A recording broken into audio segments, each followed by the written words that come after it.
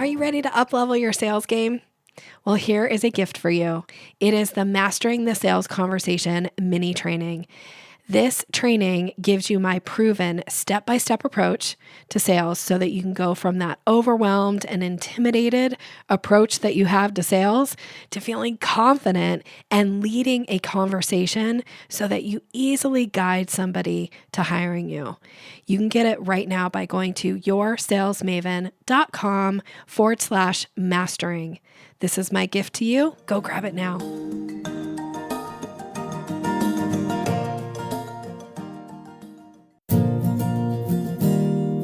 Do sales conversations make you feel awkward or pushy? It's time to ditch the outdated salesy strategies. Your guide, Nikki will show you how to combine kindness with selling skills to meet your prospects where they are, and in the process, how to uplevel your influence and income. Learn how to earn business easily and effortlessly. Here's Nikki. Welcome and thank you for listening to the Sales Maven Show. I'm your host, Nikki Roush, your own personal sales maven, here to offer you tips, techniques, and strategies to master your sales conversation. Today is one of our Mastering Excellence series. This is where I interview an expert and dig into, based on my background of neurolinguistic programming, how does this person achieve exceptional results in some area of their life or business? What is the structure behind it? I then look for that structure, we'll comment on it, and the ideas that you can leave here and start to apply these same principles to your own life or business so that you can get exceptional results for you as well. So let me introduce you to our guest today. It is Dan Englander. Now, Dan is the CEO and founder of Sales Schema. It's a fractional new business team for marketing agencies, and he hosts the Digital Agency Growth Podcast. Previously, Dan was the first employee head of the new business at Idea Rocket, and before that, an account coordinator at DX Agency. He's also the author of Relationship Sales at Scale, How to Find Your Virtual Tribe and Reliably Grow Your Professional Service Business, Mastering Account Management, and the B2B Sales Blueprint. In his spare time, he enjoys developing new aches and pains via Brazilian Jiu-Jitsu and spending time with his wife, Sarah, and their son, Adrian, in New York City. Welcome to the show, Dan. Nikki, thank you so much for having me on. Appreciate it. I'm so excited to have this conversation. Now, Dan is, just for you as the listener, he is going out on a limb here and diving in with this Mastering Excellence series for me. So I really appreciate it. And we're just meeting for the first time. So I am going to get to know as much about Dan as you do as we listen to this episode. And, we've had a brief conversation here, but I'm very excited to learn more about you and specifically how it is that you do what you do. The topic we're going to talk about is how to look to the past so that you're able to use that to look to the future. But before we actually go there, I'm sure there's so much more that you could share about who you are and a little bit about your background, in addition to what I've shared about your bio. So tell us a little bit more about you and how you work with clients and all that good stuff. Yeah, thanks for the great intro, Nikki. My background's grew up in Northern Virginia. I won't go through my whole life story, but, basically went to college in Santa Cruz, moved to New York out of college, worked some internships, got fired from one for not being cool enough because it was the dawn of hipsterdom and it was a music promotions company. And they said that they moved around the schedule, even though it was an unpaid internship.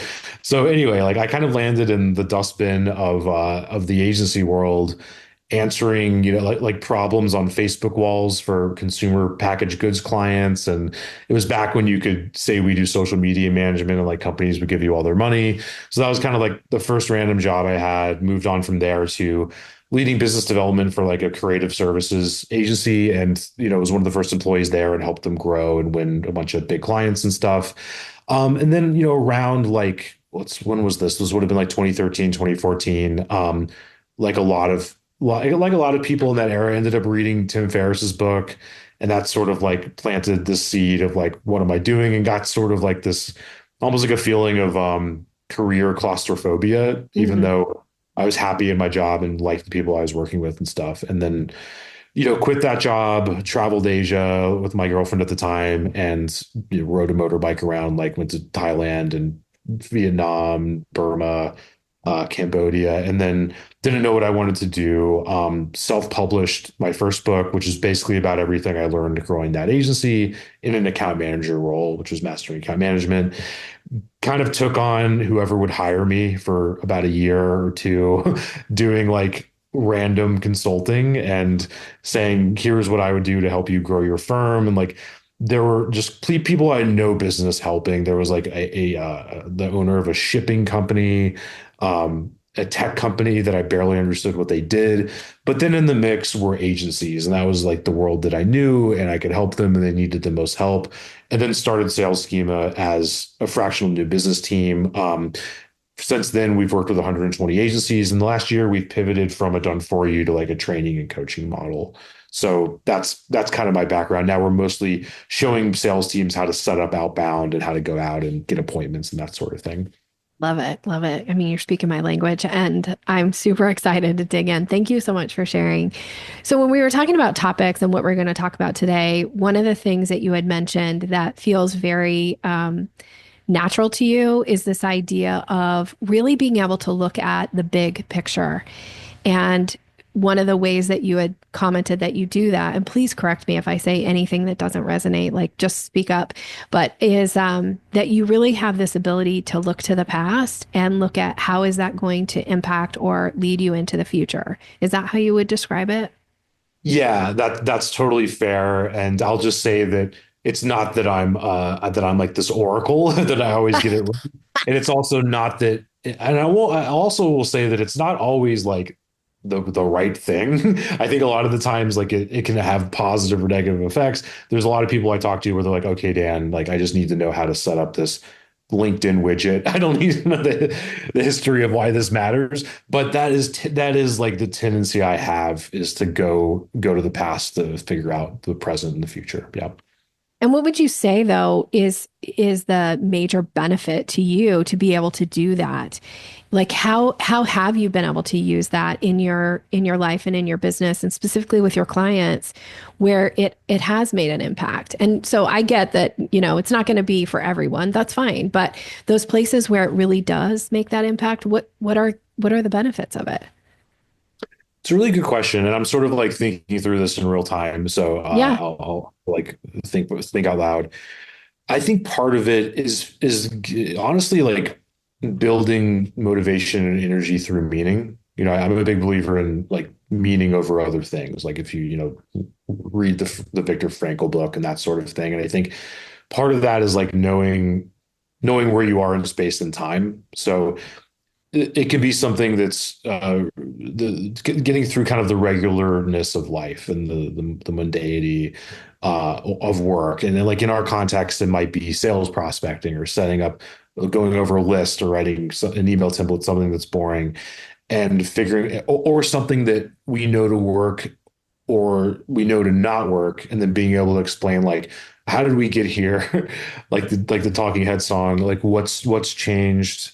Why is this sort of email resonant when a year ago or 2 years ago, this wouldn't have worked, or vice versa, this thing that worked 2 years ago on the marketing or sales front, this sort of copy, this style doesn't work anymore. Like what changed? And sometimes we don't know. Sometimes it's just kind of reading into the abyss and reading into chaos, and that's a big part of it. But other times you can kind of like retrace your steps, I think. I think you could probably broad frame, like we're looking at it through a sales and marketing and making more money for companies lens. But I'm Mhm. sure that there's like artists and musicians and like clothing designers that are probably looking at similar cultural artifacts to figure out like how did we get here? Like what's downstream or what's upstream of this? If that makes sense. Yeah. Well, I love what you just said about like being able to look at something and go like this, based on history, like this is why this works and or let's figure out what has changed and why it doesn't work anymore, which I think as a business owner, I mean, I'm speaking for myself here, it can be one of the most frustrating things to feel like, gosh, this worked for so long. What's Yeah. changed? Like what happened? And or like all of a sudden, there's these things that you're having to do you didn't have to do before and or where you can go back and go like let's look at what has worked, legacy, and how can you bring that forward into the future? Like I love all of this from a concept. Yeah. And so when you're looking at something like that, and let's take it from maybe the avenue of figuring out like something that has worked for so long but isn't working now. When you're looking at that, like if I was to step into your shoes and I get to be you for a day, like lucky me, and I want to think like you and behave like you, and I'm challenged with this idea of trying to figure out like why is this no longer working? What's your thought process there? Like what are some things that you do? Yeah. So first off, I would just caution people and say like my normal way of thinking may not always be the right way. Like you may the reason there may be an Occam's razor to things, and the reason something isn't working may often be less sexy or interesting than what I tend to do. So like it might be because you were doing something that used to work and you got busy or lazy and you stopped doing that thing, right? Mm-hmm. That's usually what's going on. I think that we run into this a lot with marketing agencies where they're like, the economy's down or the presidential election or this, that. And I'm like, maybe you just like were doing a lot of outreach and going to events and doing all these things. And then you stopped for whatever reason, and now you're seeing the effect of that 90 days later. That's probably what happened when you look back. And I see that in my own sales efforts. I'm like, we did this much activity, and then downstream of that, we got whatever effect we've gotten. So I just want to say that disclaimer there. Yeah, and I may have lost. totally fair. Totally fair. Yeah, but I may have lost your question, which would you mind? Yeah. So if I'm stepping in for you as like from a thought process, and I am going like, this was working and it's not working now. Yeah. How am I going to figure out how do I then bring that into the future? Like what's the thought process that you go through? Yeah, that's great. So let's say you've cleared off the usual contenders and you're like, something has changed in my market or with my company, or like something that used to work that didn't, whatever it is. I think it's sort of thinking about, the people that you might be interacting with, and then what's changed in terms of how they're thinking and how they're making decisions. This is context dependent, so I'm thinking in the context of prospecting and sales, like in a world. Yeah. And so there's gonna be different explanations for different situations, obviously, but for our market, for agencies, I think that, to give an example, like what we tend to see is historically we're in kind of like a trust recession now. That's not my term, other people have said it. But due to what I think, and this is going to go back through history and a little bit high level, is like we've gone through these different periods of different things becoming valuable, where we went from, resources being valuable, like farming, to land. And then the 20th century or 19th century was capital was valuable. Mm-hmm. Right. And then we got into information being valuable, which was the 20th century. And now we're moving into something else, and we don't really know what it is yet. And a lot of the value, a lot of like this uptick of growth that we've experienced happened because of inventions that happened in a very small window of time. And these are not my ideas. I think like people like Eric Weinstein or Thiel talk about this stuff a lot. But like between 1880 and 1920, we got most of the technology that makes our lives different than the Middle Ages, right? The reason like I'm in New York, it's 30 degrees and cold out right now, while like the air conditioner or heater rather that's keeping me warm was invented in that time period. Mm-hmm. So what we have is the situation where like the internet and information technology has delivered a lot for us, but we don't know how much more value there is left to be extracted from it. And it could be massive. It could be game changing with AI, or it could just be continually disillusioning for people. And I think because of that scenario, there is a real dearth or like a real drought of trust, right? And so that's the massive, I warned everyone that I'm going to be crazy about this. But, I'm loving it. So keep going. Like I'm so in.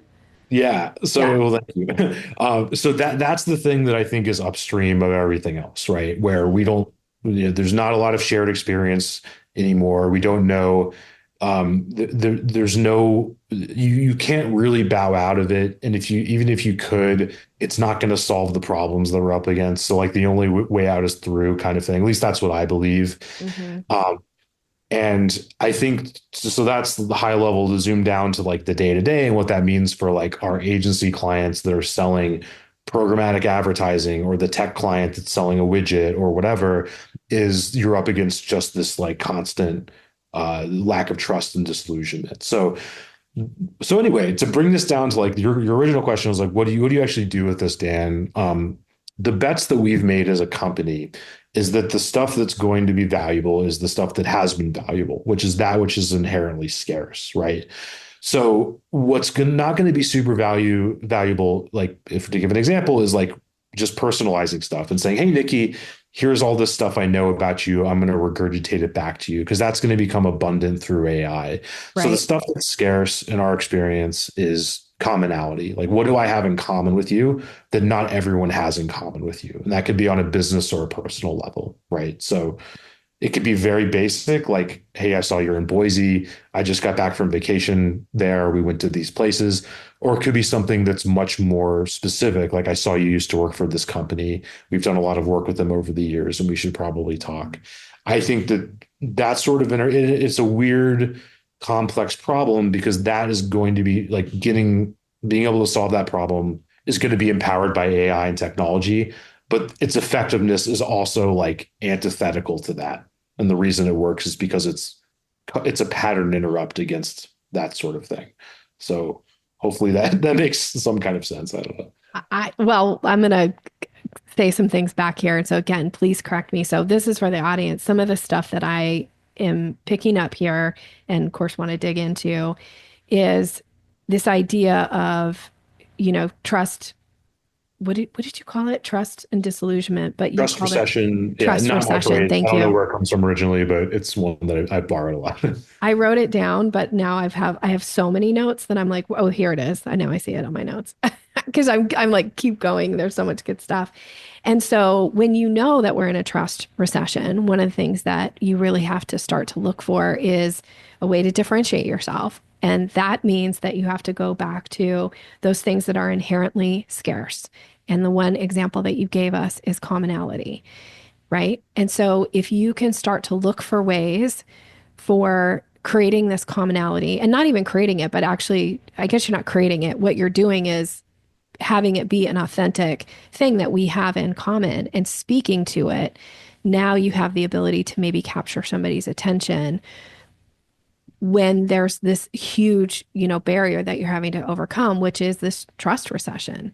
How does that land for you? Please correct and Yeah, I comment. think that's right. And I think that one thing that might be like tangential to what I was saying, and your recap is like, I think that we want to think that of everything as like this objective North Star. Like if there's entrepreneurs listening and they've started a business, I'm going for this particular thing. But I know, and you might know from having dozens of sales calls, that like the things that people want long term change over periods of time. I don't mean like on an individual basis. I mean like on a macro cohort sort of trend basis. Like I'll give you an example. I've had Sales Schema for 10 years. I've been on thousands of sales calls now selling services to agency owners. In the first 1 to few years, most of what I heard was, "I want to scale my company to the moon. I want to make gazillions of dollars," and that sort of thing. Now, what I hear is, "I want to sell my agency in 3 to 5 years or Mm, 2 to 3 years," right? So what happened? Like, there's obviously something mimetic going on, right? Which is like people want what other people want. And because it's something that's so major, where you'd think that, oh, it's so individual and everybody has their own, like original goals. But there's obviously like these trends that happen. And I think that it's good to know what those are. So like if you are selling into a particular group, you know how the past is affecting the present and the future, basically. okay. I love this. This idea of paying attention to the trends, understanding how they are the same or different from the past. Is that true? Yeah, Yeah. absolutely. Okay. And then but like the example that you just gave of that, originally 10 years ago, it was all about scale. And that was like the big trend word, I would say, because that's kind of, I've been in business now for 11 years too. And it was like everything was about scale, scale, scale. And Yeah. then it was now, and actually I talked to a lot of business owners that are thinking about this idea of selling the business and like, do you build like Built to Sell, right? Which is really popular book. People, it's like, are you actually building a business that you can sell at some point? Right. So I love that you commented on those two things because those really resonate of like, yeah, I've heard those. I also in my own business see different things that clients are now more focused on when I get this more, maybe more micro, or getting more into the micro of like, what do they really want me to either show them and or help them when it comes to the like sales conversation and what it was 10 years ago or even 5 years ago, or frankly, even a year ago, I'm starting to see things are shifting in the things that they're wanting me to focus on with them. Yeah, I'm glad you brought that up because I think it's a really good example where it's like I was trained in sales in let's call it like when 2011, 2012, and I like fell into a sales role without taking ownership over it.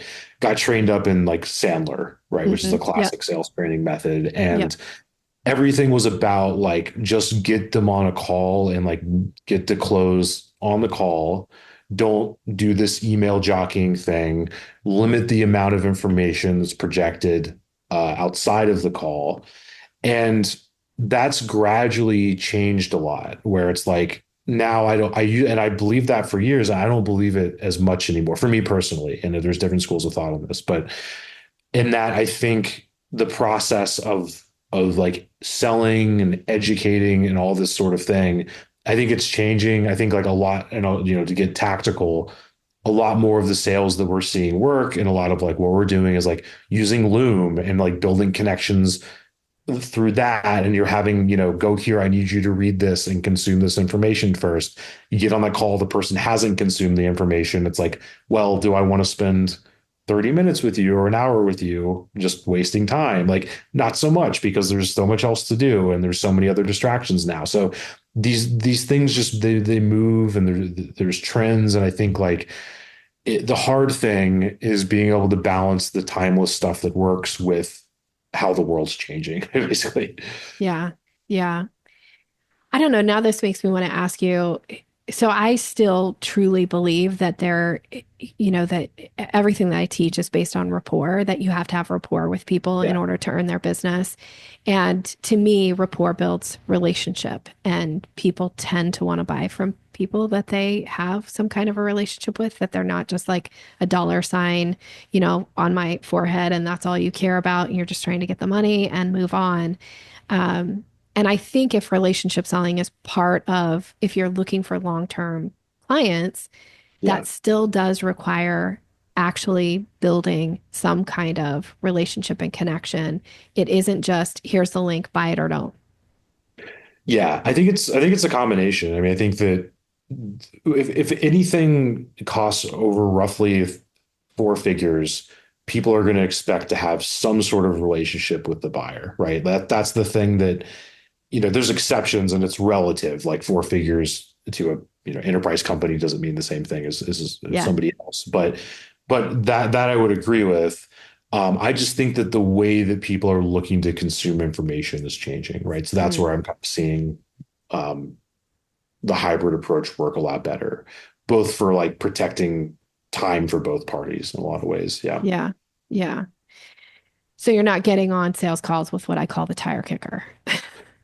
Well, the tire kicker, or if you are, like for us, like we're on with plenty of tire kickers. I just don't want to be on two, three, four calls with tire kickers.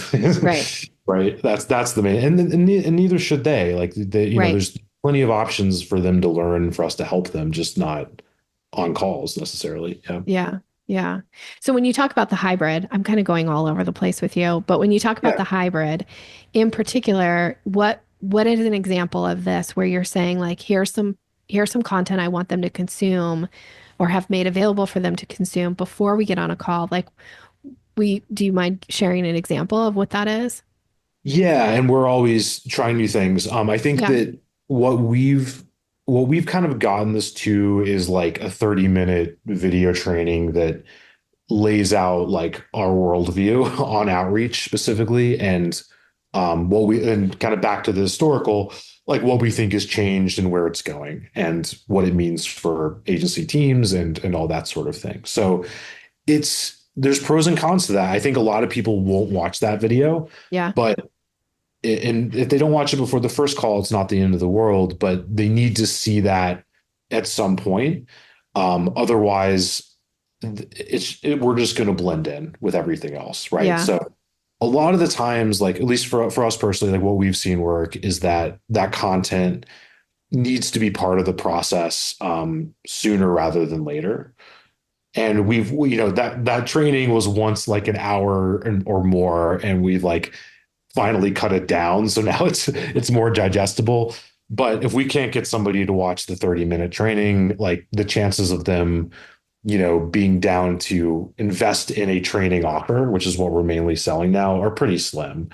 But if somebody was selling a done for you engagement, or our clients selling agency services, like the people hiring them are just purely like, get this off my plate yesterday. Right. So it may be more about, a one pager, or maybe a little bit more live and like, hey, we're going to just get through this on a call. And we also have a live element of teaching as well that we go through like later in the process. But Yeah. that's kind of what we're finding to work lately. This idea, I just want to ask, because you had mentioned like sharing your worldview, right? Like this Yeah. is part of kind of who we are as a business and our beliefs and how we show up and service. Do you think that also speaks to this commonality thing that you're speaking to? Because if somebody's watching this and they go, oh, this feels aligned with my own worldview, then that makes it like that much of a stronger connection of them wanting to maybe then choose your company over a competitor. Yeah, I do. And I think that like in my experience from also just talking with agencies that are getting progressively more specialized, is like that's becoming sort of table stakes to have this sort of perspective, right? So I'm very much seeing this in terms of like a services agency lens, but Mm-hmm. you could probably broad frame it other places. But I think the value of just simply like doing the work is going to keep going down, right? As AI becomes more prevalent, as the world Yeah. becomes flatter.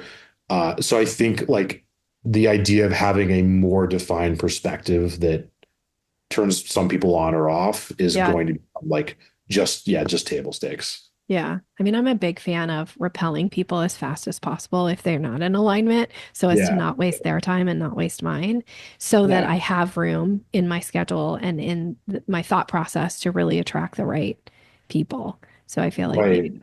that's the same here.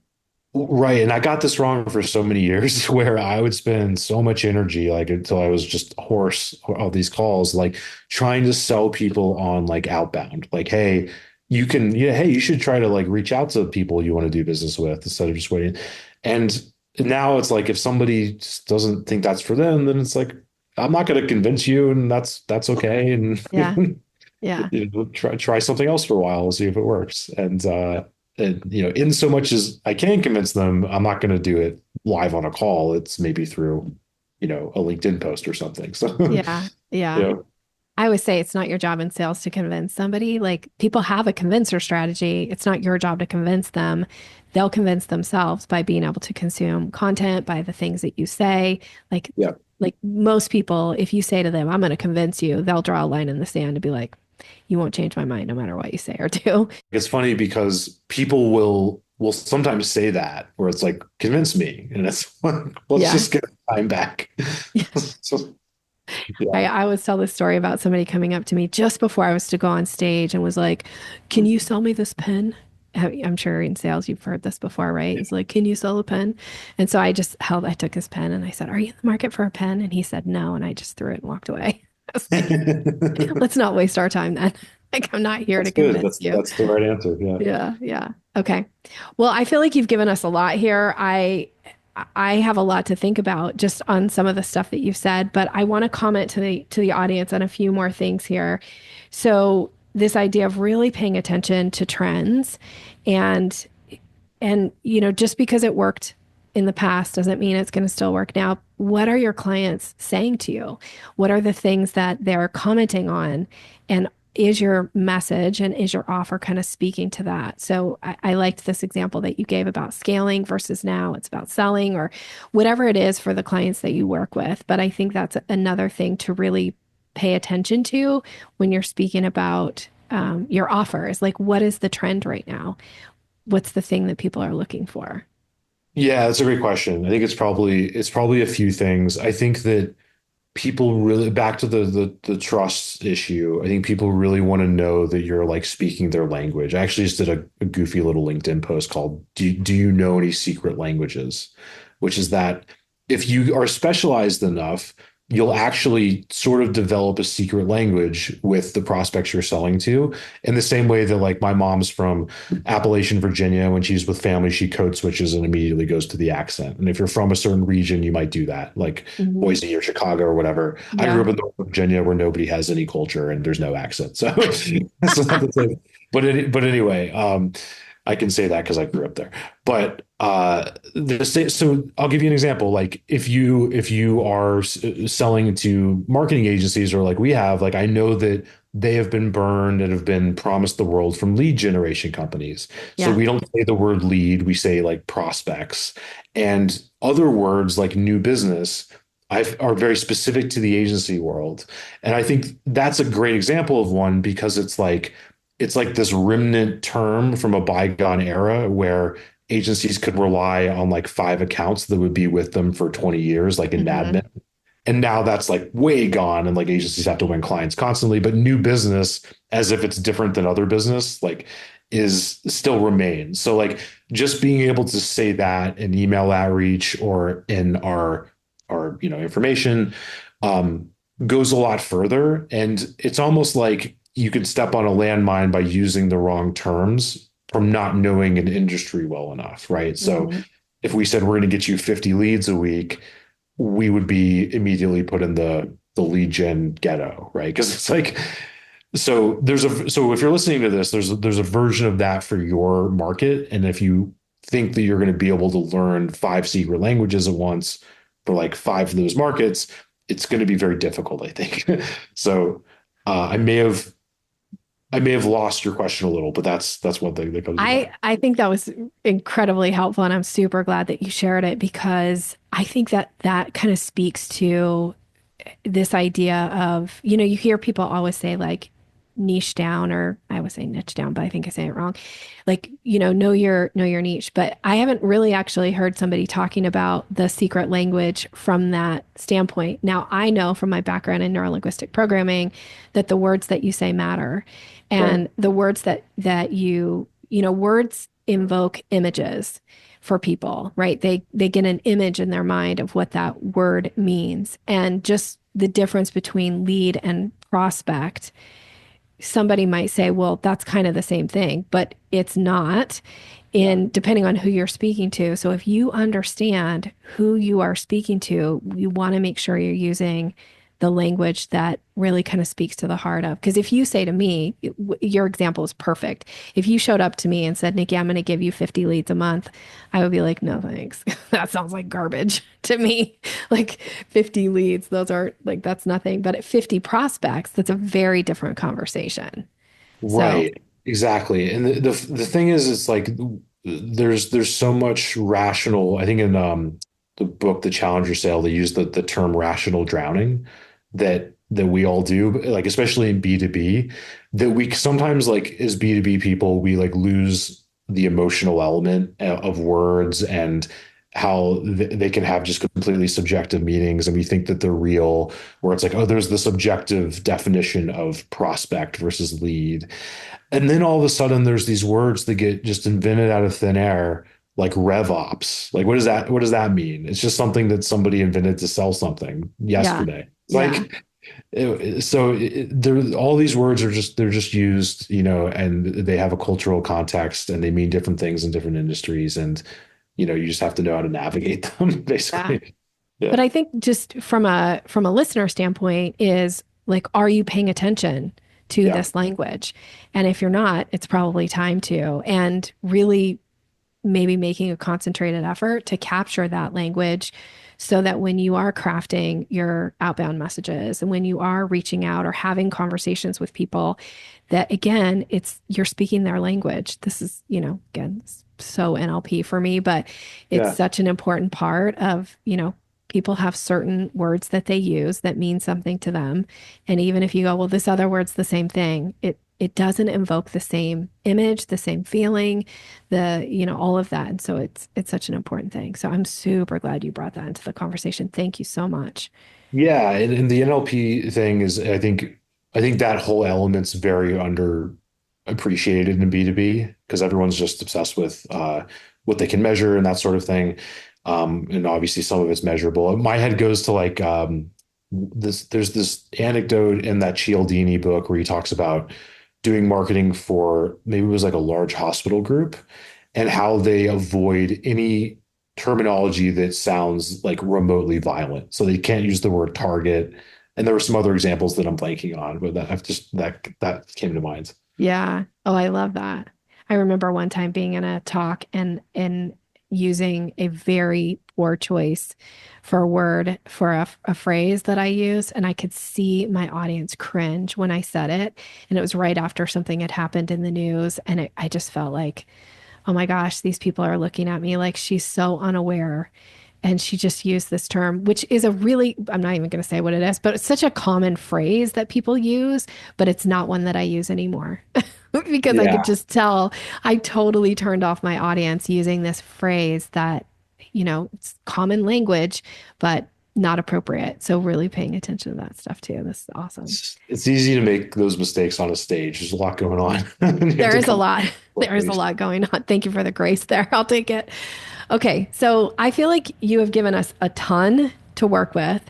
Is there anything I didn't ask you about that you thought I really want to talk about this in relation to kind of where we started about how you can look to the past and use that to bring it into the future? Yeah, it's a really good question. I think that this is probably another tangent, but the way I personally tend to see things and the way that the world kind of like slots into place with me is that um, most of what we see now is downstream of technology, and technology is like downstream of scientific breakthrough.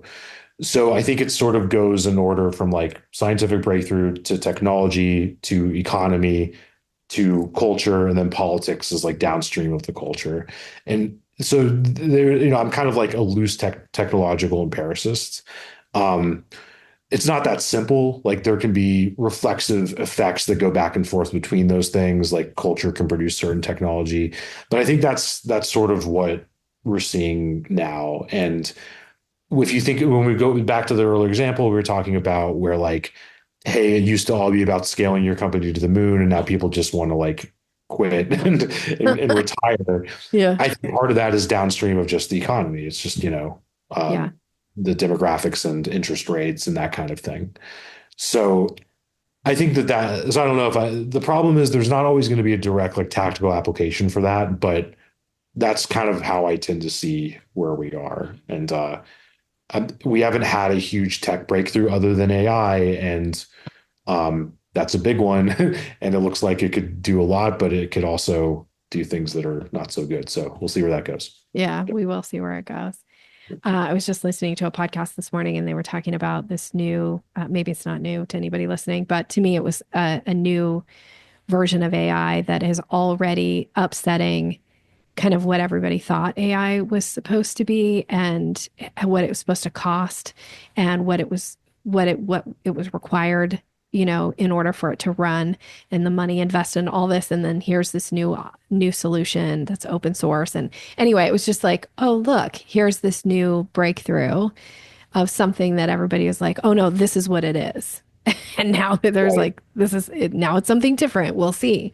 So Well, I mean, the timeframes we're looking at for things to get very strange are not 5 or 10 years. It's like 1 to 2, yeah, where you will have probably AI employees that you just talk to on Slack that you can see faces and voices. Like that's going to be very strange. And a lot more than that. So Yeah, yeah. It's an interesting time that we live in. Dan, thank you so much for your time. I usually like to, if you're willing, just ask like a couple personal questions so people get to know you a little bit better as we wrap this up. This is what I call my lagniappe section. It's the little something extra. So a little something extra about Dan, if that's okay. cool. Yeah. Sounds like fun. Okay, good. So my first question is, what is something that brings you joy right now?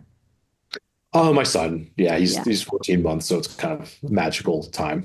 that is a magical time. Yeah. Walking? Is he walking? Almost. He's big. So he's doing it slowly. He's Yeah, taking yeah. That's so any day fun. now kind of thing. Yeah. Yeah, I love it. And what is something people would be surprised to learn about you? I hosted a college radio show for years, and I was the hip hop director at KZSC, which is Santa Cruz's radio station, Wow. which I think has helped me, have a podcast and do a lot of this stuff more than like the classes I took through One Bloodshot Eye, basically. You definitely have a really cool voice. So I could see radio for sure in your past. You've Yeah, I got that appreciate it. like radio voice. My gosh. Okay. What's something exciting going on in your business right now?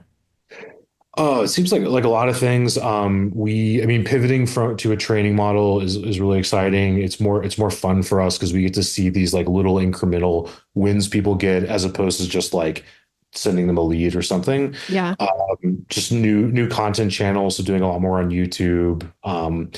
And honestly, like back to the AI thing, like messing around with tools like Clay, and just seeing how powerful these things are, and just like it's kind of like being a kid in front of a computer game again, Hmm. which is fun. So those are a few things that come to mind. I love it. And what is the best way for a listener to get in touch with you if you're open to that?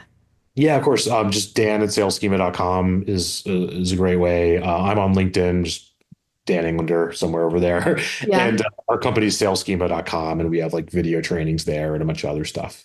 Yeah. Awesome. Awesome. Thank you so much for your time and energy and what you put into this. I really learned I feel like I learned some really good things from you today, and I've got some things to think about as a result. So appreciate you. Likewise, Ziggy, this is a lot of fun, really interesting interview, and excited to have you on our show in a week or so. Thank you. I'm looking forward to it. And for you, the listener, thank you so much for being here. Thank you for showing up. If you found some part of this interview inspiring, helpful in some way, please reach out to me and Dan and let me know. Let us know what was your big takeaway from today's episode. I am wishing you continued success in all that you're doing. Have a great rest of your day. Thanks for listening to Sales Maven. Visit us online at yoursalesmaven.com/maven for more resources to boost your confidence and skills.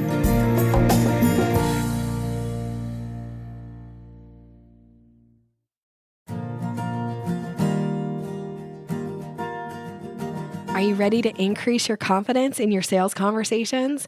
I have a gift for you that is going to show you exactly how to do that. It is my Closing the Sale ebook. It's all about leveling up your confidence, giving you language to use, how to seamlessly move somebody through the sales process. And you can get it right now by going to yoursalesmaven.com/Maven. Go grab it.